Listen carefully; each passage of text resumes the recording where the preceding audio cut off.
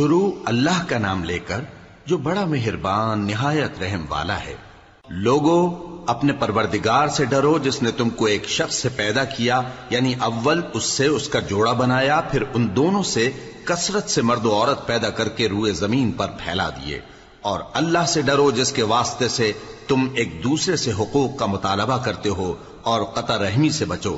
کچھ شک نہیں کہ اللہ تمہیں دیکھ رہا ہے۔ اور یتیموں کا مال جو تمہاری تحویل میں ہو ان کے حوالے کر دو، اور ان کے پاکیزہ اور عمدہ مال کو اپنے ناقص اور برے مال سے نہ بدلو، اور نہ ان کا مال اپنے مال میں ملا کر کھاؤ کہ یہ بڑا سخت گناہ ہے۔ اور اگر تم کو اس بات کا خوف ہو کہ یتیم لڑکیوں کے بارے میں انصاف نہ کر سکو گے تو ان کے سوا جو عورتیں تم کو پسند ہوں، دو دو یا تین تین یا چار چار ان سے نکاح کر لو۔ اور اگر اس بات کا اندیشہ ہو کہ کئی عورتوں سے انصاف نہ کر سکو گے تو ایک ہی عورت سے نکاح کرو یا باندی سے تعلق رکھو جس کے تم مالک ہو۔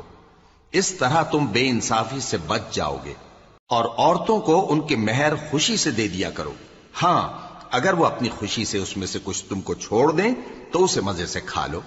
اور کم عقلوں کو ان کا مال جسے اللہ نے تم لوگوں کے لیے سبب معیشت بنایا ہے مت دو، ہاں اس میں سے ان کو کھلاتے اور پہناتے رہو اور ان سے معقول بات کہتے رہو۔ اور یتیموں کو بالغ ہونے تک کام کاج میں مصروف رکھو اور جانچتے رہو، پھر بالغ ہونے پر اگر ان میں عقل کی پختگی دیکھو تو ان کا مال ان کے حوالے کر دو، اور اس خوف سے کہ وہ بڑے ہو جائیں گے، یعنی بڑے ہو کر تم سے اپنا مال واپس لے لیں گے، اس کو فضول خرچی اور جلدی میں نہ اڑا دینا۔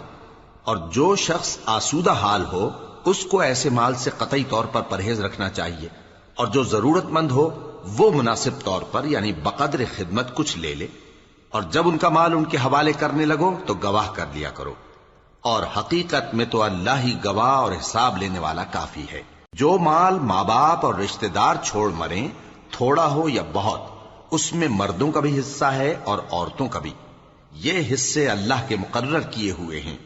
اور جب میراث کی تقسیم کے وقت غیر وارث رشتہ دار اور یتیم اور نادار لوگ آ جائیں تو ان کو بھی اس میں سے کچھ دے دو اور ان سے معقول بات کہو۔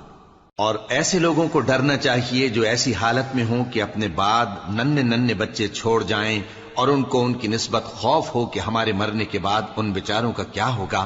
پس چاہیے کہ یہ لوگ اللہ سے ڈریں اور درست بات کہیں۔ جو لوگ یتیموں کا مال ناجائز طور پر کھاتے ہیں وہ اپنے پیٹ میں آگ بھرتے ہیں اور ضرور دوزخ میں ڈالے جائیں گے۔ اللہ تمہاری اولاد کے بارے میں تم کو ارشاد فرماتا ہے کہ ایک لڑکے کا حصہ دو لڑکیوں کے حصے کے برابر ہے، اور اگر اولاد میت صرف لڑکیاں ہی ہوں یعنی دو یا دو سے زیادہ تو کل ترکے میں ان کا 2/3 ہے، اور اگر صرف ایک لڑکی ہو تو اس کا نصف ہے، اور میت کے ماں باپ کا یعنی دونوں میں سے ہر ایک کا ترکے میں 6واں حصہ ہے، بشرطے کہ میت کی اولاد ہو۔ اور اگر اولاد نہ ہو اور صرف ماں باپ ہی اس کے وارث ہوں تو 1/3 ماں کا حصہ ہے، اور اگر میت کے بھائی بھی ہوں تو ماں کا 6واں حصہ ہوگا۔ اور یہ تقسیم ترکہ میت کی وصیت کی تعمیل کے بعد جو اس نے کی ہو یا قرض کے ادا ہونے کے بعد جو اس کے ذمے ہو عمل میں آئے گی۔ تم کو معلوم نہیں کہ تمہارے باپ دادوں اور بیٹوں اور پوتوں میں سے فائدے کے لحاظ سے کون تم سے زیادہ قریب ہے۔